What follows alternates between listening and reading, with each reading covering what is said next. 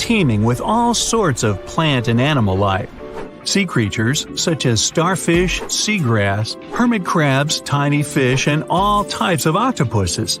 If you come across this tiny blue-ringed octopus, it's best to leave it alone. It's flashing neon blue at you for a reason. This miniature octopus has a venomous bite that's 1,000 times stronger than cyanide, with no antidote available. Don't poke it with a stick or try to pick one up. It's not worth the trip to the hospital or the morgue.